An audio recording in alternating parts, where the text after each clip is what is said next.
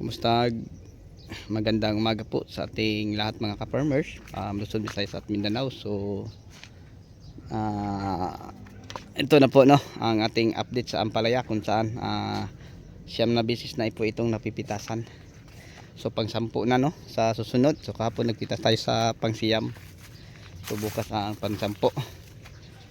So medyo ano na, konti na lang ang bunga kasi hindi siya gumanda yung panahon na sobrang init. Dalawang beses lang na ulan yung may low pressure nung nakarang araw.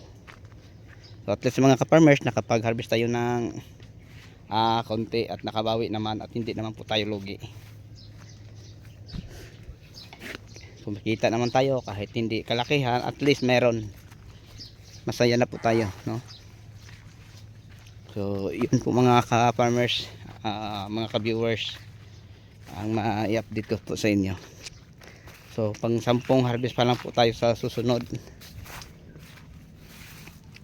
So hindi na masyadong marami ang bunga kasi po mga ka-farmers, alam nyo naman na napakainit po. Kung hindi naglo-pressure, hindi umulan din eh. So kita natin yung gilid medyo may dilaw na ang mga dahon, pero okay lang yon, at least ang itaas ay okay pa din. So pag ganito na ang dahon, hindi lang tayo mabahala kasi normal lang yon. Pag hindi na mamasinaga ng araw ay ang dahon ay maninilaw. Walang problema yon mga ka-farmers, mga ka-viewers. Normal lang yon, lalo na pag tumanda na ang mga dahon. Ganyan din ang kalabasan, ay maninilaw din ang gilid. So yun lang po, no, ang mai-share ko sa inyo at mai-update ko sa ating Ampalaya na siyempre pa lang na pieces natin napipitasan.